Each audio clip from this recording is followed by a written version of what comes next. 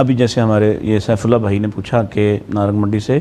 کہ فوت شدہ والدین سے کچھ مسائل تھے، وہ فوت ہو گئے اور اب وہ ان سے معافی بھی نہیں مانگ سکتا، تو ایسے شخص کو کیا کرنا چاہیے جو اپنے والدین کو کسی وجہ سے ناراض کر بیٹھے اور ان سے زندگی میں معافی نہیں مانگ سکا، تو اب کیا کرے؟ دیکھیں چند کام ہیں وہ کر سکتے ہیں جی۔ اس میں ایک تو نبی کریم صلی اللہ علیہ وآلہ وسلم سے کسی شخص نے پوچھا کہ میرے والدین فوت ہو گئے ہیں تو کیا میں اپنے فوت شدہ والد کے ساتھ بھی احسان کر سکتا ہوں؟ سبحان اللہ۔ یعنی قرآن نے تو کہا وَبِالْوَالِدَيْنِ احسانا، ٹھیک، تو کیا میں اپنے فوت شدہ والد کے ساتھ بھی احسان کر سکتا ہوں؟ بالکل تو صحیح۔ نبی اکرم صلی اللہ علیہ وآلہ وسلم نے اس کو چند باتیں بتائیں۔ آپ نے فرمایا سب سے پہلی بات تو یہ کہ اگر انہوں نے دنیا میں کوئی کمٹمنٹ کی تھی کسی کے ساتھ، اچھا بلکہ اس سے پہلے نبی پاک صلی اللہ علیہ وسلم نے دو قسم کی دعائیں فرمائیں۔ جی، ایک تو فرمایا ان کے لیے دعا کیا کرو، ٹھیک ہے، ٹھیک ہے۔ اب یہ دعا، اس میں یہ مطلقاً دعا فرمائی، ٹھیک، اس کے بعد دعائے مغفرت فرمائی کہ ان کے لیے مغفرت کی دعا کیا کرو۔ سبحان اللہ۔ یعنی اس کا مطلب یہ ہے کہ عمومی طور پر آدمی جیسے رب ارحمہما کما ربیانی صغیرا یہ دعا مانگتا رہے، اللہ ان کو درجات بلند کرے، اللہ یعنی جس بھی طرح کی دعا کرتا رہے، اور دوسرا خاص طور پر دعائے مغفرت کرے۔ تیسری بات آپ نے فرمایا کہ اگر انہوں نے کوئی کمٹمنٹ کی تھی دنیا میں تو وہ کمٹمنٹ پوری کرے، ٹھیک ہے، اگر کوئی اس نے کسی بھی طرح کا کوئی وعدہ کیا تھا کسی کے ساتھ تو اس کو پورا کرے، یہ بھی والدین کے ساتھ احسان ہوگا۔ ٹھیک ہے، دعا کرنا، دعائے مغفرت کرنا، کمٹمنٹ کوئی انہوں نے وعدہ کیا تھا وہ پورا کرنا، ٹھیک۔ اور اگلی بات آپ نے فرمایا کہ اگر جو والدین کے رشتہ دار ہیں ان کے ساتھ اچھا سلوک کرنا، تو والدین کے رشتہ داروں کے ساتھ اچھا سلوک کیا جائے گا تو یہ بھی ان کے ساتھ، یہ بھی والدین کے ساتھ احسان ہوگا۔ اور آخری بات آپ نے فرمائی کہ جو والدین کے دوست ہیں اللہ اکبر، ان کے ساتھ بھی اچھا سلوک کرنا، واہ، والدین کے دوستوں کے ساتھ بھی اچھا سلوک کرنا، یہ بھی والدین کے ساتھ احسان ہوگا۔ یہ تو نبی کریم صلی اللہ علیہ وسلم فرمائی ایک ہی حدیث میں بات، لیکن بعض دوسری حدیث میں صدقہ کا تذکرہ بھی آتا ہے کہ آپ ان کے لیے صدقہ کریں، صدقہ کرو، تو کوئی بھی صدقہ جاریہ کسی بھی طرح کا ہو سکتا ہے، آپ ان کے لیے کچھ بھی دیں گے تو انشاءاللہ ان کو اس کا فائدہ ہوگا، ان سے احسان ہوگا۔ کہ دیکھیں والدین کے ساتھ حسن سلوک کا ایک طریقہ یہ ہے کہ ان کے لیے صدقہ کیا جائے، جی، کہ آپ جتنا آپ کے پاس استطاعت ہے آپ ان کے لیے صدقہ کریں۔ کسی جگہ آپ قرآن مجید خرید کے مسجد میں رکھوا دیتے ہیں کہ لوگ پڑھیں گے تو میرے والد صاحب کو ثواب ہوگا،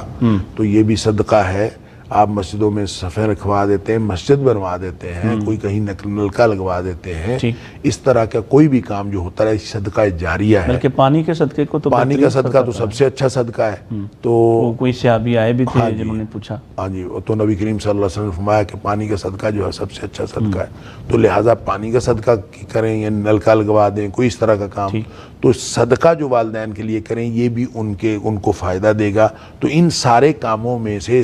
کوئی کام بھی یا سارے کام کیے جائیں گے تو انشاءاللہ والدین کی طرف سے معافی مل جائے گی، اور کوئی ضروری نہیں ہے کہ وہ یوں آپ معافی مانگیں گے تو۔ دیکھیں حدیث میں آتا ہے والدین، خاص طور پہ جو فوت شدہ والدین ہوتے ہیں ان کے حالات بہتر ہو جاتے ہیں، صحیح، تو وہ اچانک جو ہے وہ حالات بہتر ہوتے ہیں تو وہ فرشتوں سے پوچھتے ہیں کہ میرے حالات بہتر کیوں ہیں۔ اگر وہ اچھے حالات میں ہیں، جنت وغیرہ میں ہیں انشاءاللہ،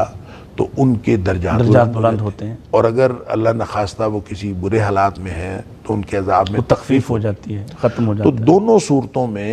وہ پوچھتے ہیں فرشتوں سے کہ یہ کس وجہ سے تبدیلی کس وجہ سے، ان کو بتایا جاتا ہے کہ تمہاری اولاد نے تمہارے لیے دعا کی ہے۔ اللہ اکبر، اللہ اکبر۔ تو اولاد کی دعا گویا ڈائریکٹ ان کو فائدہ دیتی ہے، تو اس طرح تو ان کا وہ انتظار میں رہتے ہیں کہ میری اولاد جو ہے وہ دعا کرے، تو دعا کرنے کی وجہ سے ان کو چونکہ فائدہ ہوتا ہے لہذا وہ دعا کرتے رہیں۔ آپ دعا جتنی زیادہ کریں گے ان کے لیے انشاءاللہ ان کو فائدہ ہوگا، اور انشاءاللہ وہ دنیا میں معافی سے کہیں زیادہ فائدہ آپ کو ہو جائے گا کہ آپ والدین کے ساتھ اس طرح ذاتی دلی اور قلبی اطمینان کے لیے، یعنی اپنی کسی کو ایسی بات یا زیادتی کر بیٹھے ہیں تو ان کے جانے کے بعد یہ سارے جو کام آپ نے بیان کیے، تو اس کے ساتھ ساتھ وہ اللہ سے معافی بھی مانگیں تاکہ ان کا دل مطمئن ہاں، اللہ سے معافی تو یقیناً یہ مانگ چکے ہوں گے اور مانگتے رہتے ہوں گے، تو اللہ سے معافی مانگ لیں اور اللہ تعالیٰ سے یہ بھی دعا کریں کہ یا اللہ جو ہمارے والدین کا دل دکھا تھا اس کو بھی تو ہی درست فرما دے، واہ واہ، اور میں نے اگر اپنے والد کا یا والدہ کا کوئی حق مارا تھا تو یا اللہ تو اپنی جناب سے اس کو پورا کر دے۔ واہ۔ تو یہ بھی ساتھ دعا کرتے رہیں اور پھر ان کے لیے دعا کرتے رہیں تو انشاءاللہ معاملات جو ہے بہتر ہو جائے۔ حدیث میں آتا ہے کہ وہ کسی شخص نے آواز سنی تھی بادلوں سے کہ کوئی آواز تھی اور وہ بادلوں کو کہہ رہی تھی کہ فلاں شخص کے کھیتوں کو جا کے پانی دو، فلاں شخص کے کھیتوں کو جا کے پانی دو۔ بڑا حیران ہوا کہ یہ کوئی آواز ہے اور بادلوں کو کہا جا رہا ہے کہ بادلوں تم جاؤ اور جا کے فلاں شخص کے کھیتوں کو پانی دو۔ تو وہ بادل جو ہیں ایک طرف کو چل پڑے، تو وہ جس نے آواز سنی تھی وہ بھی پیچھے پیچھے چل پڑا۔ تو بہرحال وہاں جا کے ایک شخص دیکھا اور اس سے جا کے نام پوچھا، تو وہ وہی نام تھا جس نام سے آواز دی جا رہی تھی کہ فلاں کے کھیتوں کو پانی دو۔ تو بہرحال اس نے اس سے پوچھا کہ کیا کرتے ہو تم کہ تمہارے لیے اور تمہارے کھیتوں کو پانی دینے کے لیے اللہ کی طرف سے بندوبست ہو رہا ہے، تو تم کیا کرتے ہو؟ تو اس نے یہ بتایا تھا کہ میں 3 حصے کرتا ہوں آمدنی کے، تو ایک حصہ جو ہے وہ اللہ کے راستے میں دے دیتا ہوں اور باقی جو 2 حصے بچتے ہیں اس میں سے ایک حصہ جو ہے وہ اسی پہ خرچ کرتا ہوں،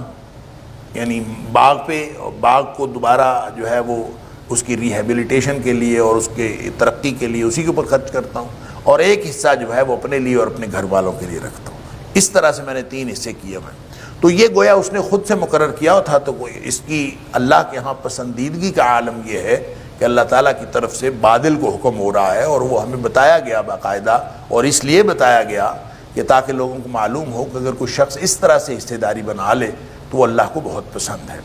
تو یہ بھی سمجھ آتی ہے کہ یعنی چونکہ مکی دور کی بات ہے، تو مکی دور میں سورہ انعام کے اندر مشرکین مکہ کے اندر بھی حصہ مقرر کرنے کا ایک رواج تھا، اور وہ اپنی کھیتیوں میں سے حصہ مقرر کرتے تھے، اور یعنی سورہ انعام میں ہم پڑھ آئے ہیں کہ وہ اپنے کھیتیوں میں سے مقرر کرتے تھے کہ یہ اللہ کا ہے اور یہ ہمارے معبودوں کا ہے، یعنی وہ اپنے جو اللہ کے شریک ٹھہرائے ہوئے تھے تو ان کا حصہ مقرر کرتے تھے، اور کچھ وہ اللہ کا حصہ مقرر کر دیتے تھے۔ تو اس کا مطلب یہ ہے کہ اس میں سے پھر وہ اسی طرح کے انہوں نے حصے مقرر کیے ہوئے ہوتے ہوں گے کہ جیسے کچھ انہوں نے اپنے باطل معبودوں کے لیے کیے ہوئے تھے، اور کچھ جو ہے وہ اللہ تعالیٰ کے لیے کیے ہوتے تھے، اور کچھ حصہ انہوں نے اپنے گھر والوں کے لیے یا اپنے لیے وہ نکالتے ہوں گے۔ تو بہرحال اس میں پھر اصل میں تو وہاں ذکر اس اعتبار سے ہے کہ مشرکین جو ہیں وہ تقسیم بھی بڑی باطل طریقے سے کرتے ہیں اور بری تقسیم کرتے ہیں، کہ جب کبھی کوئی معاملہ اس طرح سے ہوتا کہ مثلاً کھیت جو ہے وہ مقرر کیا ہوا ہے اللہ کے نام کا اور ایک مقرر کیا ہوا ہے باطل معبودوں کے نام کا، تو اگر پانی دیتے وقت اللہ کے حصے کا پانی جو ہے وہ اگر معبودوں کے حصے کو لگ جائے تو پھر تو وہ کہتے تھے کوئی بات نہیں، اللہ بے نیاز ہے، خیر۔ اور اگر معبودوں کے حصے کا کوئی پانی تھوڑا بہت بھی وہ اللہ کے حصے والی زمین کو لگ جاتا تو وہ کہتے کہ یہ چونکہ پانی ان کا تھا لہٰذا اب یہ ساری کی ساری کھیتی جو ہے یہ باطل معبودوں کے نام پر دے دی جائے گی، وہ سارا اس میں ڈال دیتے۔ اسی طرح بعض اوقات فصل تقسیم کرتے وقت بھی، یعنی وہ الگ ڈھیر پڑا ہے وہ الگ ڈھیر پڑا ہے تو اس میں سے تھوڑا سا ادھر چلا جاتا، یعنی اللہ کے حصے میں سے معبودوں کے حصے میں چلا جاتا جو ان کے باطل معبود تھے، تو پھر وہ کچھ نہیں کرتے، تو کہتے خیر ہے اللہ کی طرف سے ادھر آ گیا تو آنے دو، اور ادھر سے اگر تھوڑا سا بھی ادھر چلا جاتا تو وہ سارا ہی باطل معبودوں کو دے دیتے کہ ان کا حصہ اس میں شامل ہو گیا ہے، لہٰذا اس کو واپس نکالنے کی بجائے سارے کا سارا دے۔ تو اس طرح اللہ تعالیٰ فرماتا ہے کہ بہت برے ہیں جو فیصلے کرتے ہیں، وہ بہت برے ہیں۔ تو اس سے یہ پتہ چلتا ہے کہ مشرکین کے ہاں بھی قبل از اسلام بھی کچھ نہ کچھ ان کے ہاں حصہ مقرر کرنے کا رواج تھا، اور اسلام نے آ کے بھی یہ غریبوں کے لیے، مانگنے والوں کے لیے اور جو نہیں مانگتے ان کے لیے اسلام نے بھی حصہ مقرر کرنے کا حکم دیا، زکوٰۃ کے علاوہ اور عشر کے علاوہ۔ لہذا کوئی بھی جو کاروباری لوگ ہیں آج، خاص طور پر آج کے دور میں، وہ صرف زکوٰۃ پر اکتفا نہ کیا کریں، اور وہ اسی طرح جو بڑے بڑے ذمہ دار ہیں ان کو بھی چاہیے کہ وہ صرف عشر کے اوپر، ویسے تو لوگ عشر بھی نہیں دیتے، اللہ تعالیٰ معاف فرمائے، تو عشر بھی دینا چاہیے، اور عشر کے علاوہ صرف عشر کے اوپر جو ہے وہ اکتفا نہیں کرنا چاہیے، بلکہ اس کے علاوہ بھی حصہ نکالنا چاہیے اور غریبوں کو دینا چاہیے۔ اس کی وجہ یہ ہے کہ میں پہلے بھی عرض کر چکا ہوں، یہ جو محسنین ہیں اللہ تعالیٰ نے اوپر فرمایا یہ محسنین ہیں، کانوا قبل ذلک محسنین، یہ اس سے پہلے محسن تھے۔ اور محسن کون ہوتا ہے؟ محسن وہ ہوتا ہے جو صرف واجبات پہ اکتفا نہیں کرتا،